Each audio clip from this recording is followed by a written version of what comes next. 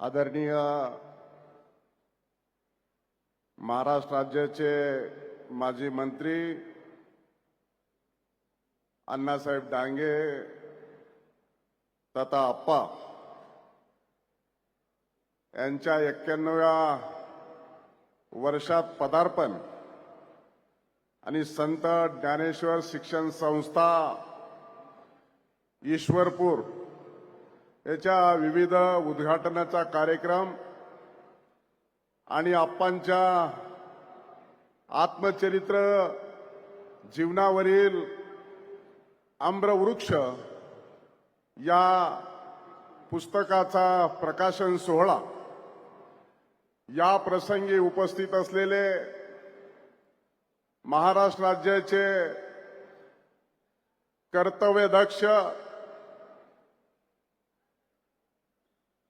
या महाराष्ट्राचे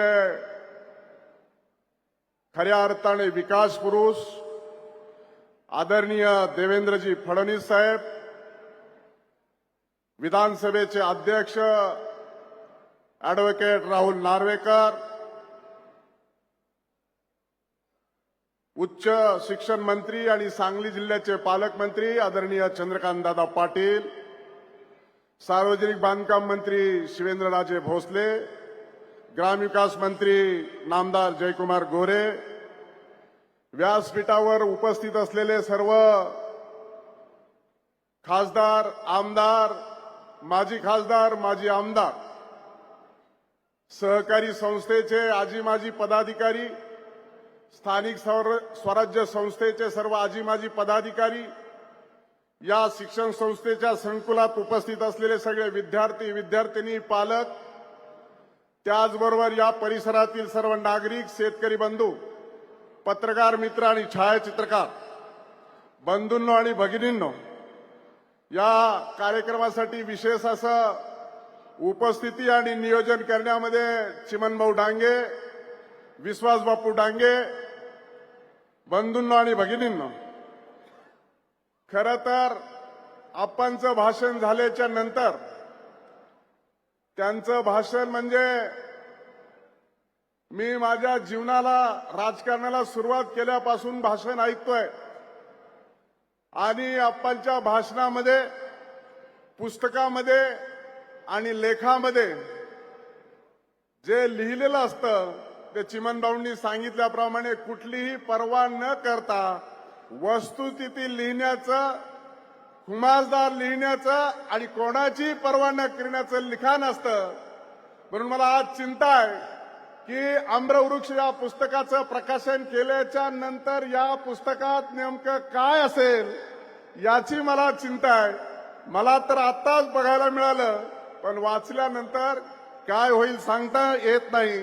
कारण आप्पांच्या अनेक पुस्तकाच्या प्रकाशनाच्या वेळी मी उपस्थित होतो आणि पुस्तकाचा वाचल्यानंतर त्याच्यातून बऱ्याच गोष्टी बाहेर आल्या. परंतु निश्चितच संत ज्ञानेश्वर शिक्षण संस्थेच्या माध्यमातून ही भव्य दिव्य असं शैक्षणिक संकुल आप्पांच्या मार्गदर्शनाने निर्माण केलं. अनेक पिढ्या घडवायचं काम या शिक्षणाच्या माध्यमातून, आप्पांच्या मार्गदर्शनातून होत असताना दिसत आहे. खरं तर बापू सांगत होते की हे शैक्षणिक संकुल उभारण्यामध्ये गेल्या काही कालखंडापासून अतिशय मोठ्या प्रमाणामध्ये इथं सर्व कोर्सेस चालवतो आणि या भागाला, या परिसराला विद्यार्थ्यांना अतिशय उच्च दर्जाचं शिक्षण देण्याचं काम या संत ज्ञानेश्वर शिक्षण संस्थेच्या माध्यमातून होत असतं. म्हणून आप्पांचा हा 91 वर्षाचा काल खऱ्या अर्थानं त्यांच्या एका पुस्तकात लिहिल्याप्रमाणे अतिशय खडतर परिश्रम, जिद्द, चिकाटी आणि संघर्षमय जीवनाला सुरुवात करत असताना आजचा हा वटवृक्ष खऱ्या अर्थानं तुम्हाला आम्हाला सावली देत आहे आणि या वटवृक्षाची खऱ्या अर्थानं दिशा आणि मार्गदर्शन आपल्याला जीवनाला परिवर्तनाकडे घेऊन जाणारी आहे. आणि म्हणून अण्णांचं हे खऱ्या अर्थानं जीवन आमच्यासाठी अतिशय मोलाचं आणि आपलं जीवनामध्ये आमूलाग्र बदल घडून आणण्याचं झालेलं आहे. माझ्या देखील जीवनामध्ये आप्पांच्या खऱ्या अर्थानं, आप्पांच्या बरोबरीला आल्याच्या नंतर, आप्पांच्या मार्गदर्शनात आल्यानंतर, आप्पांच्या आशीर्वादात आल्यानंतर माझ्या राजकीय जीवनाला सुरुवात झाली. माझा कुठलाही राजकीय वारसा नसताना आप्पांनी खरं तर त्यांच्या स्वभावाची बऱ्याच वेळेस चर्चा होते.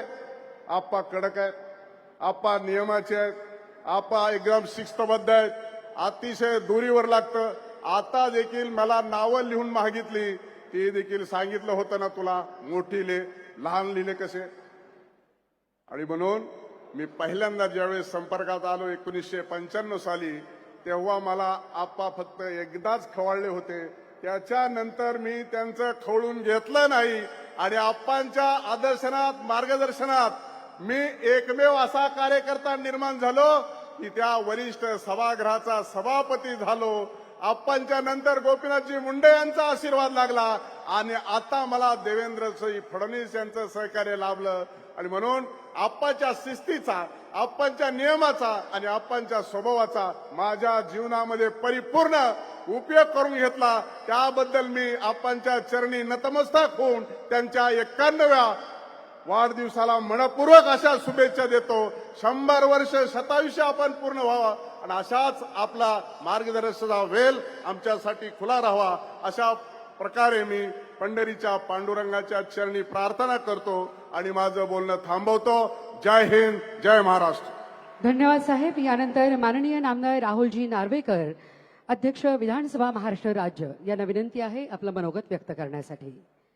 माननीय नामदार राहुलजी नार्वेकर, अध्यक्ष विधानसभा महाराष्ट्र राज्य.